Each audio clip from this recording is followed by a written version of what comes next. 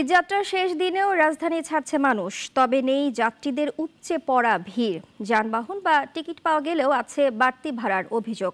Rail station ও bus terminal ঘুরে আবারও জানাচ্ছেন জয়ন্ত কর্মকার। এবারও ঈদযাত্রায় ভোগান্তি পোহাতে হয়েছে ঘরমুখ মানুষকে। তবে আজ শেষ মুহূর্তের ঈদযাত্রায় ভিন্ন চিত্র। সড়ক বা রেলপথে নেই যাত্রীর চাপ। ঈদের আগের দিনে রাজধানীর রেল স্টেশনগুলো অনেকটাই ফাঁকা। যাত্রীরা বলছেন টিকিট কাটা থেকে শুরু করে সব মিলিয়ে স্বস্তিতেই যেতে পারছেন তারা। ভোগান্তি নাই, সব দিক দিয়ে ভালো, সবাই সুষ্ঠুভাবে নিরাপদভাবে দেশে যাচ্ছে।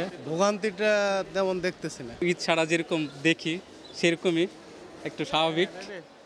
রেলওয়ে কর্তৃপক্ষ বলছে আগে ভাগে লোক চলে যাওয়ায় আজ যাত্রী কম। এখন পর্যন্ত ভোগান্তির কোনো অভিযোগ নেই।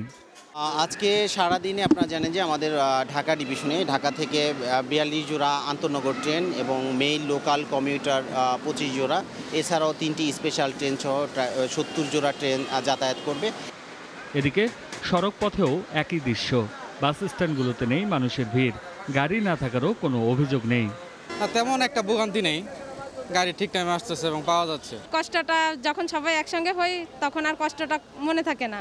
লোকজন আগে চলে গেছে, তো একটু চাপটা এখন একটু কম আছে। আজ কোনো যানজট নাই, পুরো রাস্তা ক্লিয়ার। এবার শেষ দিনের ঈদযাত্রায় সার্বিক ব্যবস্থাপনায় খুশি ঘরমুখ মানুষ। জয়ন্ত কর্মকার, নাগরিক, ঢাকা।